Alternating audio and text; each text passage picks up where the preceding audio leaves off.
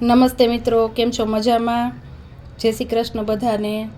આજે આપણે વાત કરી રહ્યા છીએ આમલકી એકાદશી 2026। તિથિનો પ્રારંભ છે 27 ફેબ્રુઆરી રાત્રે 12:33 અને તે જ દિવસે રાત્રે 10:32 સુધી એકાદશીનો સમય છે। પારણાનો સમય છે 28 ફેબ્રુઆરી સવારે 6:48 થી 11:08। વર્ષમાં આવતી 24 એકાદશી તેમના વિવિધ મહત્વ દર્શાવે છે। તેમાં આમલકી એકાદશી તેના નામ પ્રમાણે જ આમળાના વૃક્ષની પૂજા અને આમળાના વૃક્ષનું સેવન તેમજ આમળાનો ભગવાનને ભોગ ધરાવવાનું વિશેષ મહત્વ છે। કાશીમાં આ દિવસે હોળીના ઉત્સવની શરૂઆત કરવામાં આવે છે, તેથી આ એકાદશીને રંગભરી એકાદશી પણ કહી શકાય।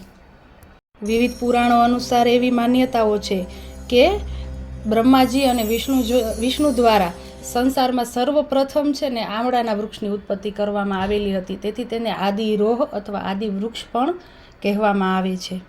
સાથે સાથે આ દિવસે જે એકાદશીનો શુભ યોગ બને છે, સર્વાર્થ સિદ્ધિ યોગ, રવિ યોગ, સૌભાગ્ય યોગ, આયુષ્ય યોગ જેવા અનેક મંગળકારી યોગો બની રહ્યા છે। એકાદશીના દિવસે સવારે બ્રહ્મ મુહૂર્તમાં ઉઠી સ્નાન કરી સ્વચ્છ વસ્ત્રો ધારણ કરી અને ભગવાન વિષ્ણુની પૂજાનો સંકલ્પ કરવો, પૂજા સ્થાન પર દીપક જલાવવાનો અને અગરબત્તી, ફૂલ, ફળ અને ભગવાનને તુલસી અર્પણ કરવા અને ઓમ નમો ભગવતે વાસુદેવાય મંત્રનો શ્રદ્ધાપૂર્વક જાપ કરવો, વિષ્ણુ સહસ્ત્ર નામનો જાપ કરવો, શ્રી કૃષ્ણ શરણમ મમ, કૃષ્ણાય વાસુદેવાય, હરયે પરમાત્મને, પ્રણતઃ ક્લેશ નાશાય, ગોવિંદાય નમો નમઃ વગેરે જે મંત્ર, જે સ્તોત્રમાં તમને શ્રદ્ધા હોય એના જાપ કરવા।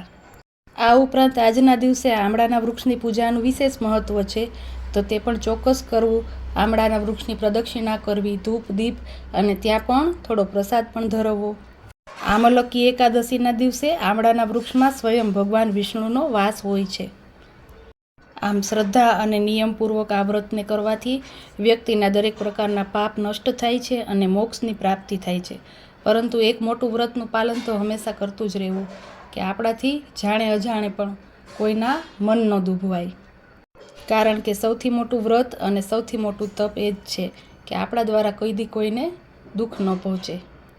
અને અંતમાં તો એટલું જ કે ભગવાન પોતે પણ કહે છે, બીજાને સુખી કરવાની હંમેશા ભાવના રાખીશ ને ત્યારે કોઈ દિવસ તારે તારા સુખ માટે કે આનંદ માટે વિચારવું નહીં પડે, ત્યારે હું ત્યાં હંમેશા ઊભો જ હોઈશ। તો આવી જ ધર્મ અને કર્મ બંનેનું મહત્વ દર્શાવતી વિવિધ બાબતો માટે મારી ચેનલ સાથે જરૂરથી જોડાજો। જય શ્રી કૃષ્ણ, જય માતાજી, મહાદેવ હર।